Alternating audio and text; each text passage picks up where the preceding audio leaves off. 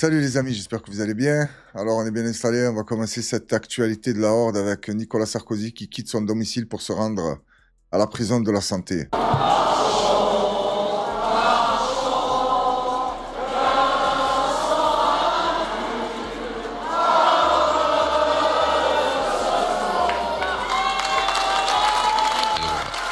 voilà Nicolas Sarkozy qui sort avec son épouse Carla Bruni, qui va descendre jusqu'en bas de la rue, donc qui va sans doute croiser tous ses soutiens qui sont venus l'accompagner ce matin, main dans la main. Image intéressante parce que d'habitude on le voit souvent monter dans la voiture garée devant chez lui, devant la porte de son domicile. Mais non, là il tient à bien faire remarquer la France. Je sais pas pourquoi tout le monde applaudit, tout le monde est content. C'est quand même un ex-président de la République qui rentre en prison. Normalement, tu me le fais en mode souterrain, ça, tu vois. Tu passes par les égouts pour aller en prison. On a le moins d'images possible. Non, là, ça se montre, ça pose, l'autre, elle marche à côté, tu as la main, lui, il a une démarche. J'avais jamais capté cette démarche bizarre, là. Je sais pas, même la tenue, ça va pas. Une veste bleue, un pull noir, une chemise blanche, un pantalon gris, des chaussures, je sais pas de quelle couleur, noir ou marron, et sa femme à côté, tout en noir. Je sais pas, je comprends rien à ces images, moi. On continue. Là, la voiture est garée au bout de l'allée pour qu'il puisse effectivement descendre à pied avec son épouse. Il avait dit j'irai en prison la tête haute. Il descend, de fait, la tête haute. Donc c'est un choix. Il n'y aura évidemment pas d'image de Nicolas Sarkozy à l'entrée de la prison de la Santé. C'est la différence qu'on a avec les Américains. Tu serais aux États-Unis, tu l'aurais vu rentrer en prison avec les menottes. Et ils savent faire du spectacle. Tu aurais fait rêver. Tu vois comment ça, ils nous auraient regardé. Peut-être qu'il aurait fait une petite action avant de rentrer en prison. Mais les Français sont bofs dans le spectacle. Hein. Tu n'as qu'à prendre les Jeux Olympiques. Hein. Tu as vu la catastrophe qu'ils t'ont fait. C'est pareil, c'est un désastre. Que ce soit en politique, en spectacle, à la télévision. Je sais même plus ce qui reste de la France, en fait. Quand il avait dit je garderai la tête haute jusque devant les portes de la Santé, c'est l'image qu'il veut donner maintenant devant ses amis, devant ses soutiens, montrer qu'il va en prison, mais qu'il a bel et bien l'intention de se bagarrer pour faire reconnaître son innocence. Ah d'accord, il est toujours innocent ou il est présumé innocent, ils sont pleins de trucs comme ça. Ah, toi, fais-toi condamner, tu es un coupable, ils en ont rien à foutre. Mais pour eux, il y a des histoires de présomption d'innocence et je sais pas quoi. Va en prison, ne nous rend pas fous. Respecte la justice de notre pays. Moi, tu vois, j'avais pas confiance à la justice. Doucement, doucement, j'apprends à lui faire confiance. Et j'aime bien citer ce dicton. La confiance se gagne en gouttes et se perd en litres. Je sais plus où j'ai vu ça, je pense dans une story d'une personne qui ne mérite pas du tout qu'on lui fasse confiance. Voilà, tu vois, c'est l'ironie de la chose. Ça te met des stories, ils sont tous magnifiques dans les stories. Dans la vraie vie, c'est des ordures, c'est des merdes. Je ne me fie jamais à ce que les gens disent, ce que les gens essayent de montrer. Je me fie à ce que tu fais. Je sais plus qui c'est qui disait ça, Confucius ou pas Confucius. Écoute pas les paroles, regarde les actes. Parce qu'on est entouré d'hypocrites. Ça te dit ci, ça te dit ça pense exactement le contraire. Là, je m'égare, là. Voilà, vous l'avez vu, il est sorti de chez lui à pied avec sa femme, la tête haute pour aller en prison. C'est vrai qu'aujourd'hui, c'est devenu une fierté d'aller en prison. Les putains de temps, tu avais honte. Ouais, tu rentrais en prison, quand tu sortais, tu étais où? J'étais pas là, je suis parti en vacances, je suis allé au bled, je suis allé je sais pas où. Tout le monde sait que tu étais en prison. Mais tu avais du mal à l'assumer. C'est une question de honte et tout. Dans jour, non, faut tout assumer. Que tu ailles en prison, que tu es une merde, que tu es soumis, tout ce que tu veux, faut assumer. C'est la liberté, c'est le wokisme, c'est comme ça. Assume-toi comme tu es. Vu qu'on est dans une société où il faut tout assumer, eh ben, tu vas assumer de rentrer en prison, vu que la justice en a décidé ainsi. Là, c'est la vidéo où on va le voir rentrer, mais avec les voitures. C'est dommage. C'est là où je regrette un peu que nous ne soyons pas américains. On l'aurait vu rentrer en prison. Il va rentrer, bah oui, sur la deuxième. Non, dans la première. Il va même pas descendre, il va rentrer dans la voiture. La voiture rentre. Ah oui, voiture rentre. Ah oui, il va sortir, je sais pas où il est. Oui, la voiture est restée pendant l'espace de quelques minutes dans cette rue de la... Tu entendais l'autre comme il essaie de nous vendre l'histoire. La voiture est restée quelques instants dans la rue. Je sais même pas s'il est dedans. On l'a pas vu rentrer en prison, nous. Peut-être même qu'il est pas allé. Attention. Moi aussi, je sais faire le complotiste. Non, non, parce que ça, là, leur cinéma à 2 balles, des voitures qui rentrent en prison, moi, je sais pas qui y a dedans. C'est pas le Renault Scénic qui a été condamné. Hein. Nicolas Sarkozy. Et j'ai pas vu d'image de Nicolas Sarkozy rentrer en prison. Donc, s'il vous plaît, si ça vous dérange pas, la justice, demandez-lui un selfie. En train de faire des pompes ou des tractions dans la cellule. En tant que citoyen français, je veux voir si la justice de mon pays a été appliquée. Je vous remercie d'avance. Au moins, ça rassurera quelques membres de la Horde, parce qu'on m'a dit dans les commentaires, ouais, ils vont le mettre seul. Ça veut dire qu'il va pas aller en prison, il va ressortir de l'autre côté, il va rentrer chez lui. Je sais qu'ils ont un culot no limite, mais je ne sais pas si ça c'est possible. Parce qu'il y a 2-3 journalistes qui traînent, qui cherchent le scoop. Celui qui tombe sur ça, c'est pas un scoop qu'il a, il va te faire effondrer la justice. Donc je sais pas s'ils auraient l'audace et le culot de faire des trucs comme ça. Mais après, on sait qu'avec eux, tout est possible. Là, on va écouter le frère de Nicolas Sarkozy, ce qu'il en pense de cette décision de justice et comment il le vit. Oui Laurent, Guillaume Sarkozy qui attend depuis quelques minutes maintenant devant le domicile familial la sortie de votre frère. Dans quel état d'esprit vous êtes-vous dans cette journée particulière? Et votre frère, j'imagine que vous avez échangé jusqu'à tard encore hier soir et peut-être ce matin avec lui. Moi je suis très fier de lui. Je suis fier que nous ayons le même nom. Je suis fier qu'il aille en prison la tête haute. Et je suis totalement convaincu de son innocence. C'est beau la fraternité quand même. Il est fier que son frère aille en prison la tête haute. J'ai pas l'impression qu'ils ont compris le concept de la prison. Quand tu vas là-bas, c'est que tu as été puni et condamné quand tu as une justice dans un état de droit et blablabla. C'est pas non plus Nelson Mandela qu'ils ont pris, ils ont jeté dans un trou, ils l'ont oublié pendant 25 ans. Là, je comprends les gens qui étaient autour, qui l'ont soutenu, Nelson. Là, c'est pas le même délire, c'est Sarko. Il a été condamné par la justice d'un peuple soi-disant souverain, d'une justice indépendante. Donc je comprends pas. Encore des erreurs judiciaires qui les concernent. Mais qu'est-ce qu'ils ont les juges à se tromper à chaque fois quand ça les concerne? Quel état d'esprit il est? J'imagine que vous lui avez parlé encore. Résistance, la tête haute. C'est ça qui est important. Quand vous voyez ce rassemblement à l'initiative de vos neveux, qu'est-ce que ça vous fait ce matin? Très émouvant. Très émouvant. Merci. Vous l'avez vu ce matin, votre frère? On va le voir tout à l'heure. Merci. Et qu'est-ce que vous répondez à ceux qui peut-être disent qu'aujourd'hui ce rassemblement c'est une remise en question de la décision de justice? C'est l'amour familial. Tout va bien. Merci. Au revoir. Merci beaucoup, monsieur Sarkozy. Après, je comprends, tu peux pas lui en vouloir, c'est son grand frère, il voit le petit frère, il a fait le com, mais bon, en tant que grand frère, tu aurais pu lui parler, toi aussi, quand tu le voyais, qui commençait à s'approcher des histoires bizarres, comme en Libye, avec Liliane Bettencourt, avec quoi d'autre, qu'est-ce qu'il a fait encore? Et avec ces histoires de Paul Bismuth, là. Ne laisse pas traîner ton frère si tu veux pas qu'il glisse. Tu l'as laissé traîner, en plus, dans des histoires très sombres. Hein. Et là, on va écouter cette dame qui va nous dire ce qu'elle pense des dirigeants. On écoute. Nous avons des incompétents pour nous gouverner. Absolument pas. Nous avons pour nous gouverner des gens qui sont d'une compétence extrême, sauf que leurs objectifs sont totalement inhumains. Ce sont des objectifs qui sont à la fois totalitaires, qui sont dans le but de nous hyper-contrôler, et également dans des objectifs eugénistes, et même, je crois que le mot doit être prononcé, génocidaires. Je suis désolé, c'est lourd à entendre, mais si nous ne partons pas de ce constat, je vois même dans les rangs de la résistance et de la dissidence aujourd'hui, des personnes qui sont bien conscientes qu'il s'est passé un tas de choses anormales, bien entendu, mais qui à un moment donné vont glisser vers l'explication du manque de compétences, où ils n'ont pas vu, ils ont été trop loin, ils sont hors sol. On entend beaucoup dire qu'ils sont hors sol. Je vous garantis qu'ils ne sont pas hors sol. Je vais vous en parler un petit peu. Ils savent très exactement ce qu'ils font. Je crois qu'il y a un auteur qui a écrit un livre qui dit « Ne leur pardonnez pas, ils savent très bien ce qu'ils font ». Je suis assez d'accord avec cette dame, mais pas totalement d'accord. Parce que parfois, ils sont incompétents. J'arrive pas à trouver un exemple précis. Mais il y en a eu plein. Que ça vienne de Macron, ou de Marilyn Chapa, ou des ministres, ou de je sais pas quoi, ou un secrétaire d'État. Ça arrive que ce soit de l'incompétence, rien d'autre. Après, c'est vrai qu'ils n'ont pas le même but que le peuple. Hein. Pas du tout. Je sais pas c'est quoi leur but. À part ruiner, détruire le pays, je sais pas c'est quoi le but. La vérité, je comprends pas, je sais pas. Mais que tout ce qu'ils font, c'est calculer, ça, non, je suis pas d'accord. Non, des fois, c'est juste de l'incompétence. Parce que fut un temps, je me le suis dit, moi, ça, c'est pas possible qu'ils soient aussi incompétents et qu'ils dirigent le pays. Je me suis dit, non, ça doit être tout calculé, tout. Mais non, il s'est passé des trucs, je ne sais pas quoi précisément, mais je me suis dit, ça, c'est pas calculé. Ça, ils sont juste incompétents, cons, déconnectés, tout ce que tu veux. Ça, j'en démordrai pas. Là, on va passer à l'épisode suivant de l'affaire du Louvre. Ce monsieur, il a quelques hypothèses à nous partager, on l'écoute. Ne peut pas être une espèce d'attaque pour la déstabiliser, pour en effet l'humilier de la Russie.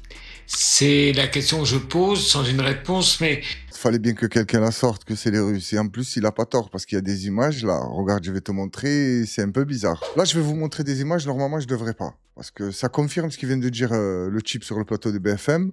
Mais c'est un pote à moi qui a filmé, et ces images, ils ont pas tourné. Mais pour la Horde, tu sais que je peux que vous faire plaisir, regarde. Voilà les images en exclusivité pour la Horde. C'est Vladimir Poutine qui est sorti du Louvre avec la couronne de Napoléon. Je sais pas qui a fait ce montage, c'est un bon. Il fallait bien s'y attendre que c'est la faute des Russes. Putain, mais tu vois pas que tout ce qui se passe en France, c'est la faute des Russes.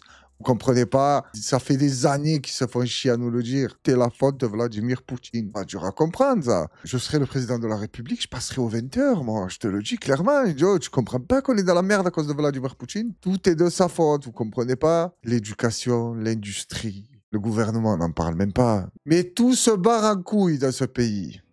Et vous croyez que c'est la faute de Macron et des gens qui gouvernent la France? Pas du tout. À cause de lui, regarde, ce voleur. Hein, comme il disait l'autre, là, Pélenchon, le bandeur de roi, là. T'as dit, bande de traîtres, vous allez les rendre. Voilà pourquoi je passe ma vie à vous dire que Emmanuel Macron est un bon président. Il s'est passé un truc, qu'est-ce qu'il a fait? Il s'est rendu sur place. Et là, il va nous dire les mesures qu'il va prendre pour protéger la Joconde. On écoute. Cette nouvelle renaissance du Louvre permettra également d'améliorer les infrastructures du palais. J'ai pas compris le jeu de mots avec la Renaissance, il nous prend pour des cons. Genre la Renaissance, Léonard de Vinci, la Joconde, et là, vu qu'ils se sont fait niquer, c'est une Renaissance. Il a vraiment pas de limite, ce président, il est extraordinaire. Même dans un truc comme ça, il arrive à te prendre pour un con. Il te fait de l'humour, il te fait des blagues. Et vous l'aimez pas? Le génie de la finance de Mozart, de Beethoven, tout ce que tu veux, il est bon en tout, Macron. Même à se faire gifler, il est bon. Toi, tu crois qu'il est là, il plaisante? Rigole pas, Manu. Allez, vas-y, on t'écoute, Manu, fais-nous rêver. Et vous l'avez évoqué dans votre propos, c'est un point important à la fois pour les conditions de visite et les conditions de travail des agents. Rien ne sera oublié, sécurité et sûreté des collections, confort de visite des visiteurs, conditions de travail des agents, étanchéité des couvertures, des huisseries, sécurité incendie, facilité destinée aux handicapés, vidéosurveillance, génie climatique, réseaux électriques et informatiques, assainissement, j'en passe. C'est un projet... Mais il est pas magnifique, ce type. Oh, il a cité 40 trucs et à la fin, il t'a dit j'en passe. Pourquoi il restait des trucs encore? Mais tu as tout dit. Tu dois t'occuper de tout, tu as dit. C'est quoi que tu as passé? Je vois pas. À part envoyer l'armée, créer des robots l'IA, tu les mets devant, ils surveillent tout ce qui bouge. C'était quoi? C'est quoi que tu as passé? J'arrive pas à saisir. Tout aussi colossal que le premier aspect que je viens d'évoquer, surtout qu'il aura à être conduit. Ah, ok, je viens de comprendre. Ils viennent de citer juste le premier aspect. Ok. Il reste d'autres aspects. Permettons de continuer à visiter. Et donc il y aura, en quelque sorte, une chorégraphie. Je vous ai dit quoi? Il se fout de notre gueule. Il te parle de chorégraphie et tout maintenant. Tu sais quoi? À part dire respect à Manu, je sais pas quoi dire. Lui qui comprend pourquoi je le respecte, tant mieux. Lui qui comprend pas, ben tant pis. Mais je tiens à m'expliquer pourquoi j'ai dit le respecter. Tant pis, pas tant pis. Pas trop tant pis quand même. Hein. Je le respecte juste dans le sens où il est nos limites. Rien ne l'atteint. Tout ce qui se passe autour de lui, c'est pas son problème. La France, le peuple, tout qui part en couille, c'est pas son problème. Il est toujours là. Et il se fait des vidéos devant la Joconde et il te dit t'inquiète pas, maintenant c'est la Renaissance. On va faire une chorégraphie, on va tout arranger. J'annonce, dans 2-3 jours, il y a une autre dinguerie. Et on oubliera cette histoire du Louvre. C'est bon ou c'est pas bon? C'est même trop facile de dire ce que je viens de dire. C'est pas genre, oh, il est trop fort. C'est même pas ça, c'est que tous les 2-3 jours, il y a un truc. Ça fait des années que c'est comme ça. Il n'y a aucun mérite à avoir. C'est trop facile. Et on verra dans 2-3 jours si on est toujours là. Là, on va passer à Pascal Praud. Ça fait longtemps qu'il n'est pas intervenu dans l'actualité de la Horde. Et là, il est face à Rachida Dati. Il y en a pas mal de vidéos, mais j'ai choisi celle-là parce que celle-là, je la sens un peu agressif et déterminé. On l'écoute. Non, mais à un moment donné, il faut savoir ce qu'on veut. Enfin, moi, je vais vous dire, je suis déterminée. Il n'y a rien qui va m'entraver. Alors, la gauche s'attaque à ma vie personnelle, à ma personne, à l'affaire Renault, oui. Et alors, moi, j'ai travaillé. Ça démontre quoi? Que je travaille. Moi, je ne vis pas de la politique, je ne vis pas des notes de frais, comme ça peut être démontré. Voilà, je ne vis pas sur l'argent des Parisiens. Tu me l'as vu, le petit pic gratuit pour Anne Hidalgo? Ah, moi, je ne vis pas sur le compte des Parisiens. Et elle t'a dit, il m'attaque sur Renault, qu'est-ce qu'il y a? Ça démontre quoi? Que j'ai travaillé. Mais il n'y a pas que la gauche qui s'intéresse à toi sur ce sujet. Hein. Il y a la justice aussi. Hein. Ils sont en train de voir un peu qu'est-ce que tu as pris, qu'est-ce que tu n'as pas pris. On va attendre de voir ce qu'elle nous dit, notre chère justice, à ton propos. Et si elle dit que tu n'as que travaillé, ben c'est cool pour toi. Mais si elle dit que tu as touché un peu trop d'argent pour le boulot boulot fourni, peut-être que tu seras la première femme politique à rejoindre Nicolas Sarkozy. Je te le souhaite pas, attention. Hein. Mais j'espère pour toi que tu n'as pas fait trop de conneries. Je travaille à côté. Je travaille à plein temps depuis l'âge de 16 ans, non-stop. Je suis très fière de ça. Il n'y en a pas beaucoup dans ce milieu qui pourraient en dire autant. Ah, il y en a très peu, même il n'y en a pas qui travaillent dans le privé. Ben voilà. Et dans le privé ou ailleurs. Oui. J'ai travaillé partout. Voilà. J'ai fait tous les métiers.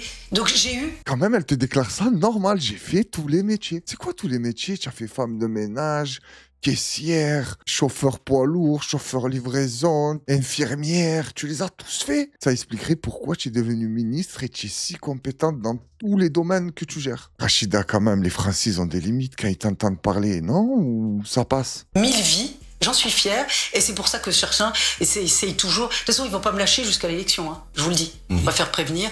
Donc voilà, ça va être non-stop. Bon, donc mais je leur dis, ils vont se décourager avant moi. Tu as entendu ou pas? Est-ce que tu m'as vu cette détermination? Ils vont se décourager avant moi. Moi, je lâcherai pas l'affaire. Moi, Rachida, j'ai que ça à te dire. J'espère que la justice ne va pas t'avoir en grippe.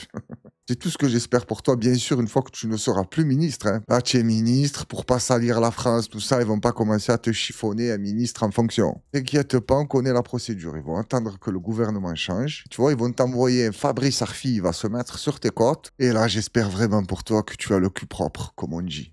Sans vouloir te manquer de respect, cher ministre de la Culture. Est-ce que tu veux voir c'est quoi de l'art? Et celui qui ne comprend pas cette prestation, il n'y connaît rien. Il parle pas avec moi. En gros, il a pas d'âme. Regarde et écoute, c'est quoi l'art de l'âme? C'est comme ça que j'ai décidé de l'appeler. On écoute.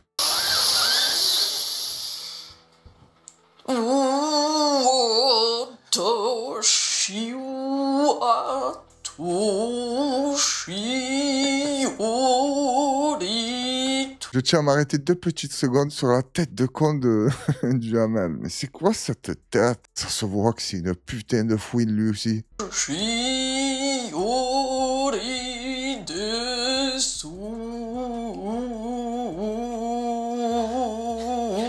Pendant 4 heures.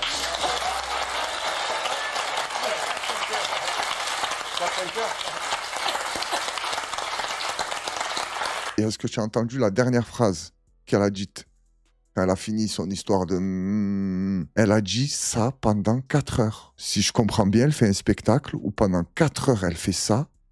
Et il y a des gens qui sont là et qui écoutent, qui applaudissent et qui ont payé. Attends, on laisse ça de côté 2 secondes, mais on va revenir sur la dame en rouge. Pourquoi elle était si affolée?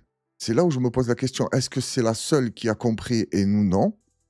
Ou c'est la seule qui a un problème? Juste, je demande, attention, hein, vous le savez, je suis jamais dans le jugement, moi. Moi, je constate, j'expose les faits et j'attends un retour des membres de la Horde. C'est tout.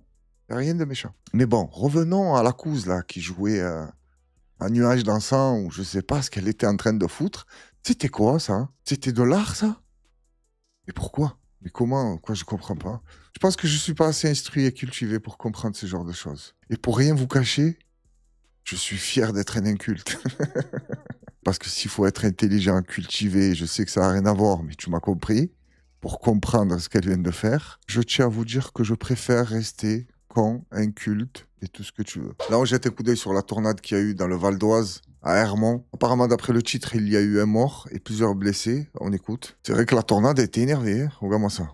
Ah, les filles tombent. Oh là là, papa. Oh, putain, oh merde. Papa, binalar, oh là là.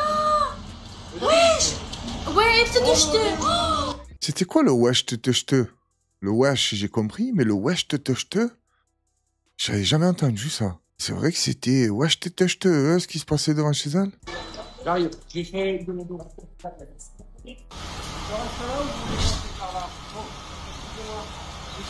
Mais non, elle pue de toi.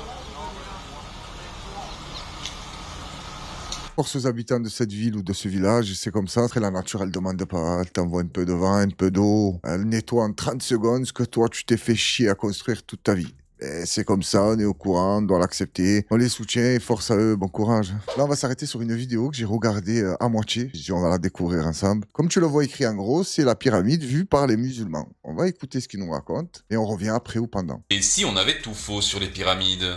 Depuis toujours, les pyramides d'Égypte fascinent.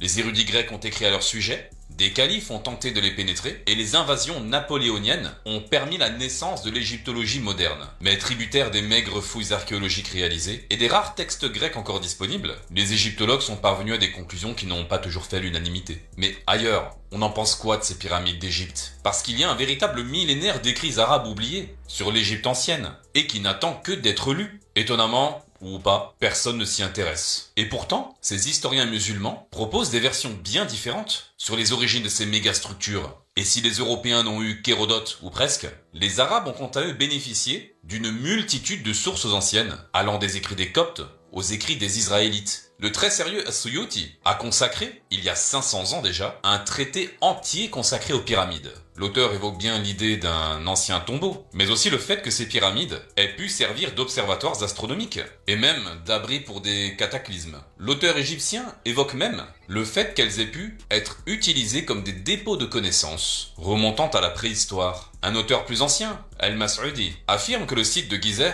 avait pour objectif de prévoir le déluge, puis l'arrivée d'une autre catastrophe à venir encore. Et de quand ils datent d'ailleurs ces pyramides chez ces mêmes auteurs? Parce que là aussi on a un récit tout à fait différent. As-Suyuti, lui, offre une origine extrêmement lointaine. Et il défend d'ailleurs son idée en arguant que si elles avaient été construites plus près de nous, les savoirs nécessaires à sa construction auraient été encore disponibles. Alors pour lui, les pyramides pourraient avoir été bâties il y a 70 000 ans par un certain Hermès, qui dans les traditions abrahamiques désigne le prophète Idris, paix et salut sur lui. As-Suyuti rapporte que ce prophète s'était vu révéler de grandes connaissances et qu'une civilisation avancée avait été fondée sur la base de ses savoirs. Al-Makrizi, l'élève du très célèbre Ibn Khaldoun, confirme qu'elles ont été bâties par ce même prophète Idris, paix et salut sur lui. Un prophète à qui, je cite, Allah avait enseigné l'astronomie. Cette science lui permit de découvrir que des cataclysmes s'abattraient sur la Terre, qu'une partie de l'humanité y survivrait, mais qu'elle serait dépourvue de connaissances. Idriss fit donc bâtir les pyramides et les chambres pour y collecter son savoir. Fin de citation. Et vous avez une théorie plus intéressante? Je sais pas si on a eu la même sensation, mais plus il parlait, plus je me demandais si c'était pas une LIA. Dans le comportement et la façon de parler. Je sais pas, c'était un peu bizarre. Voilà une théorie, comme il vient de le dire à la fin de sa vidéo. Pour moi, c'est une théorie nouvelle, pas comme celui que j'ai vu dans une vidéo où il a montré des géants en train de construire une pyramide et il a dit « Regardez, je vous l'ai dit, je le savais ». Il y avait des géants qui construisaient des pyramides. Non, je préfère un peu sa théorie à lui. Après, ça reste qu'une théorie. Et le monsieur qui nous a parlé, cité 2-3 noms par-ci, par-là, pour un peu renforcer le discours, on sait comment ça marche. Tu vois ce que je veux te dire. Donc, si ça vous intéresse comme moi, les pyramides, allez vous renseigner sur place. Faites des recherches. Et moi, ma théorie avec les pyramides, ça n'a rien à voir avec ce qu'il raconte. Hein. Moi, je ne pensais pas du tout à ça, parce que je ne connaissais pas cette vision de l'histoire de l'Égypte décrite par des philosophes arabes. Moi, j'ai plus la vision occidentale de la chose. Que Pharaon, il t'a fouetté des esclaves pour monter les pierres jusqu'en haut. Mais putain, je ne sais pas comment il les a fouettés, parce que tu as vu les blocs de pierre que c'est. Une fois, je suis tombé sur un documentaire où il te montrait les plus gros architectes occidentaux. Il y avait allemands, anglais... il y avait français, je suis pas sûr, je sais pas s'il y avait un français. Et ils te parlaient un peu des pyramides, comment ils ont fait, leur théorie à eux. D'ailleurs, dans le documentaire, certains d'entre eux te disaient, ouais, on a mis en pratique des théories qu'on a élaborées et on a eu de bons résultats. Ça, c'est en gros, il veut pas te dire ce qu'il a fait, on sait pas si ça a marché, si ça n'a pas marché, s'ils ont trouvé la solution ou non. Donc le documentaire, en gros, il t'apprenait rien du tout. Juste des hypothèses et des théories. Comme dans tout ce qui concerne un peu ce sujet. Parce que ces histoires, elles sont pleines de mythes, des légendes, pas des légendes. Mais heureusement qu'ils sont tombés sur la pierre de... Comment elle s'appelle? La pierre de Risette? Si je dis pas de bêtises. C'est comme ça qu'ils ont pu déchiffrer. Qui a pensé à faire cette pierre? Mais Chip, il a gambergé, il s'est dit, bon, attends, je vais écrire dans leur langue et notre langue pour qu'ils sachent lire ce qu'on écrivait, nous. Il y avait pas mal de jugeotes, hein, ce type. Après, certains ont une autre vision de la chose. C'est faux, c'est des menteurs, ils nous manipulent, les pharaons et je sais pas quoi. Putain, c'est compliqué avec vous, les complotistes, on peut plus croire à rien. Voilà, moi, je sais pas, j'aime bien des fois rêver. Moi, des fois, j'aime bien croire à des choses, même si je sais que c'est un peu de la merde, tu vois. J'aime bien l'idée, le concept. J'ai le droit, bordel. Alors, regarde-moi cette vidéo et dis-moi ce qui cloche. T'es soigné. Wesh. Il y a quelqu'un qui meurt.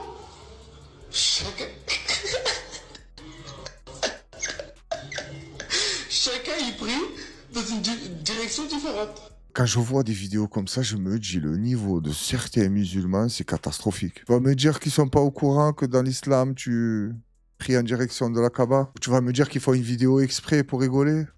Ils trouvent ça marrant. On doit pas avoir le même humour alors. Là, on passe à une vidéo, ça concerne toujours les musulmans, mais c'est pas tout à fait le même niveau. On écoute. Pour une petite anecdote, je me permets de la Oui, partager parce que je pense qu'elle peut être intéressante. Je me rappelle d'une sœur qui était venue me voir en me disant, elle avait 30 ans à l'époque, elle me dit voilà Ali, moi j'ai un problème, j'arrive pas à me marier. Je lui dis pourquoi? Elle me dit écoute, j'ai plein de prétendants. Je dis ok, et elle me dit je les refuse tous. Je dis mais tes prétendants ils sont comment? C'est des gens, c'est des frères? Elle me dit ils sont tous top. Ah ouais, elle est difficile. Déjà, c'est rare. Parce que la plupart des fois, elle me dit, le mec, il est bidon. S'ils sont éclatés, c'est pas grave.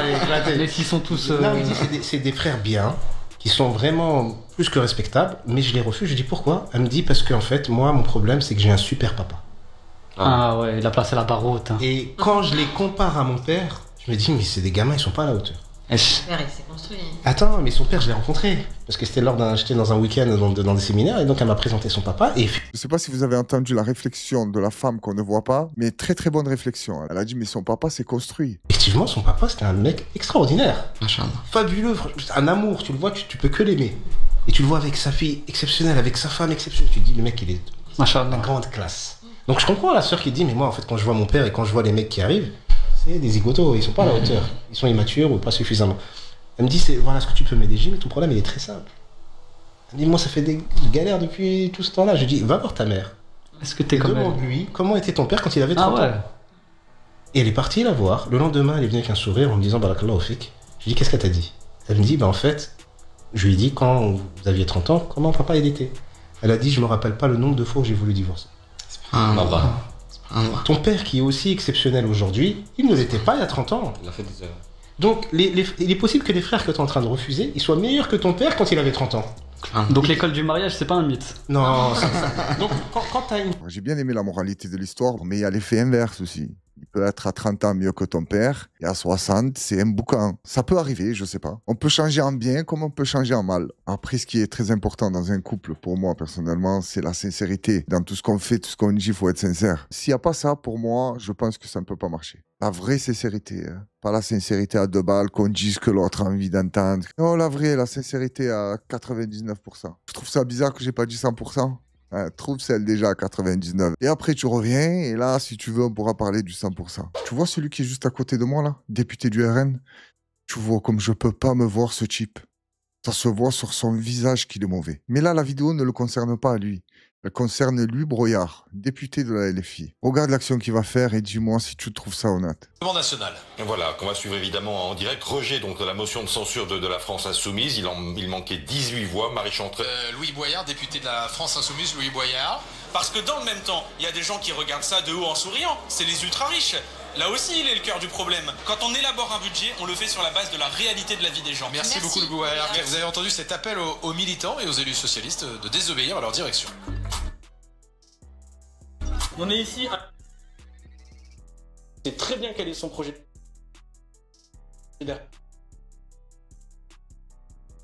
Qu'est-ce que c'est ce geste-là? Pourquoi tu enlèves la montre? Le montage de la vidéo, je m'en fous. Hein. On le voit lever la montre, ensuite il parle de riche, et ensuite ça te montre toutes les montres qu'il a. Je m'en fous qu'il est plein de montres, qu'il a des Rolex, qu'il roule en Ferrari, j'en ai rien à foutre. C'est juste le geste de l'enlever, de la cacher pour dire genre, moi je suis proche de vous, je suis comme vous, j'ai pas des montres. Pourquoi tu fais ça, gros? Du moment où on te sait honnête, on s'en fout que tu sois gavé. Mais tu me fais des actions, tu caches la montre pour passer devant la caméra. Lui, Broyard, je l'ai jamais senti. Tu peux regarder des vidéos que j'ai fait, je sais pas moi, il y a 1 an. J'ai jamais senti ce type. Je le sens comme un opportuniste, tu vois, un égoïste, il pense qu'à lui. Il te fait des vidéos, il prend des bébés dans les bras, venez les aider. Après, il passe à un autre truc, il va voir des SDF. Faut pas pousser, Louis, il y a des limites. Et putain, mais vous prenez les gens autant pour des cons. Qu'est-ce que ça peut nous foutre que tu as une montre ou non? On connaît ton salaire, on sait combien tu gagnes tous les mois. Pourquoi tu cherches à bluffer les gens? Je sais pas pour vous si vous trouvez ça, cette action normale ou banale, mais moi, je la trouve d'une violence extrême. Du foutage de gueule en plein. Moi, demain, je suis riche sur tout ce que j'ai de plus cher. Je reste moi en riche. Je te cache rien du tout. J'arrive en Ferrari, j'arrive en hélico. Mais je reste vrai, je reste moi. Je préfère les gens franco. Ouais, je suis député, oui, j'ai un bon salaire, j'ai une belle montre. Mais c'est pas tout. Je suis honnête dans mon combat. Je veux vraiment que les Français s'en sortent, tatati tatata. Mais je pense que ça serait trop lui demander, ça, non? On va écouter cet homme, il a quelque chose à annoncer à ses parents. J'ai quelque chose à vous annoncer. Tu crois qu'on n'a pas compris ça avec ta mère, hein? Vu comment tu t'habilles avec ton look là, hein? Comment tu me parles? Comment tu me parles? Hein? T'es quoi que tu t'endures là? T'es grogné moi! T'es grogné! C'est moi qui ai fait ça! C'est moi qui ai fait ça! Hein? Tu t'es fait au ciel moi! Vas-y, crache-toi ta pastille! Oui, maintenant, vas-y. Je suis gay. Oh! Oh! Oh maman! Oh, soulagement là! Oh non! On était persuadés que t'allais nous annoncer que t'étais musulman! Oh, ça va mieux, hein.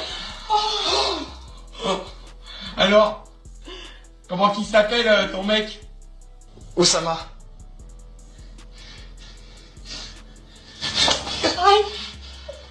Ta faute, ça! J'ai beaucoup aimé cette vidéo, je ne m'attendais pas à la deuxième chute. Il y a eu la chute de « Je suis gay ». Déjà, ok, je pensais que tu allais être musulman. Et le Oussama, je te mens pas, je l'ai pas vu venir.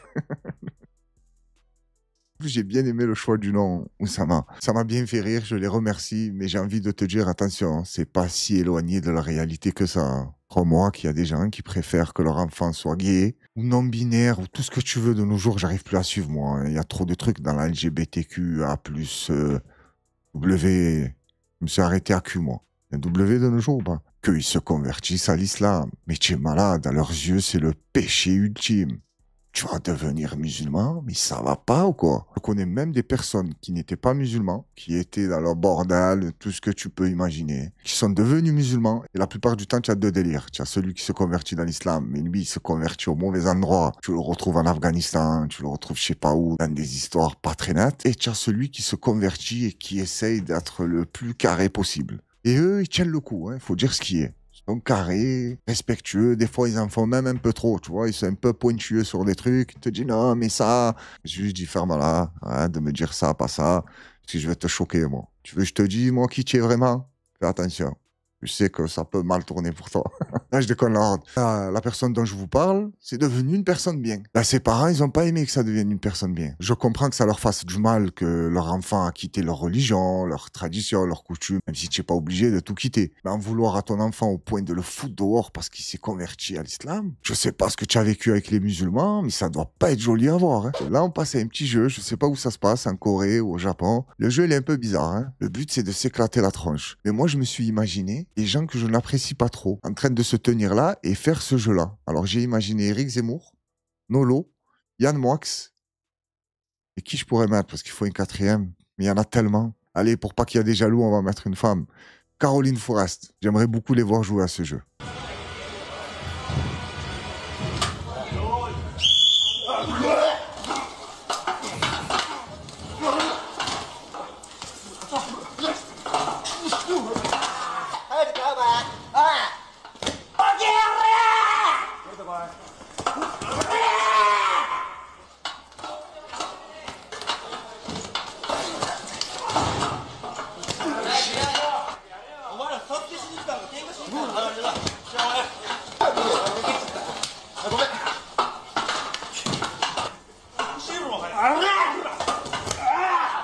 J'ai entendu un peu les bruits que ça fait de te prendre des 42, 43 dans la figure.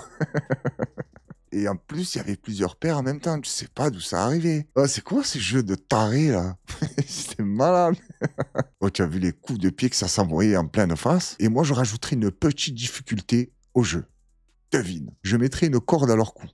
À chacun. Celui qui lâche, connaissez le résultat. Il reste comme ça. Et là, je t'attache tout le gratin parisien. Et je leur dis, allez, bougez-vous, je veux voir des orteils claquer. Allez, Zemmour, accroche-toi. Nolo, arrête de chialer. Yann Moix, tu fais quoi? Pourquoi tu essayes de lever la corde? J'en ai rien à foutre que tu saignes. Par contre, Caroline Forest, je m'y attendais pas. Hein. Tu tiens le coup, c'est bien, accroche-toi. Allez, on continue, les enfants. Là, je tenais à vous mettre cette vidéo pour te dire qu'il n'y a pas que le Louvre qui se fait dévaliser. Il y a le musée d'histoire naturelle de Paris aussi qui s'est fait dévaliser. On écoute. Une pépite d'or de 5,25 kg, un spécimen unique, mais aussi 4 autres pépites d'une valeur scientifique et historique inestimable. Volées dans la nuit de lundi à mardi, ici, dans cette galerie du Muséum d'histoire naturelle, au milieu des collections de pierres et de bijoux, parmi les plus précieuses au monde. En tout, 6 kilos d'or ont disparu, un butin évalué à 600 000 €. L'idée que ce soit juste fondu pour faire des lingots, ça nous désespère. Par exemple, une de ces pépites, c'était un don du tsar Nicolas Ier. On a aussi une masse exceptionnelle qui a été trouvée, une des premières à avoir été trouvée en Guyane française. Et puis celle de 5 kilos qui a plus d'1 milliard d'années et qui vient d'Australie. Les cambrioleurs ont d'abord franchi la grille d'entrée du Jardin des Plantes, puis longé le bâtiment qui abrite la galerie des minéraux. Ils fracturent cette petite porte de service qui mène directement dans la salle d'exposition. Les voleurs, au moins 3 selon les enquêteurs, traversent alors la salle jusqu'à la vitrine qui abrite les pépites. L'opération n'aura duré que quelques minutes avant qu'ils fassent main basse sur l'or. Grâce à un matériel qu'ils avaient, un matériel de bricolage commun qu'on peut trouver dans tous les magasins de bricolage, ils ont découpé donc au chalumeau la vitrine blindée et une disqueuse pour découper et atteindre les pépites. C'est quelque chose qui est préparé, ils ont du matériel, il y a des repérages, donc ça peut être fait que par une équipe de professionnels. Y a-t-il eu une faille dans le système de sécurité ? En juillet dernier, le Muséum d'histoire naturelle a été victime d'une cyberattaque. Leur système informatique, toujours fragilisé, a-t-il permis ce casse ? Des expertises du dispositif d'alarme et de la vidéosurveillance sont en cours. Une enquête a été ouverte pour vol en bande organisée. Quoi, c'est aussi facile que ça d'aller voler dans les musées, mais c'est pas possible. En fait, c'est juste une illusion. Il n'y a rien de sécurisé. Tu rentres, tu prends l'or, tu rentres chez toi. L'autre, il t'a dit c'est un cadeau du tsar. Je pense que celui qui l'a volé, il en a rien à foutre du tsar. Hein.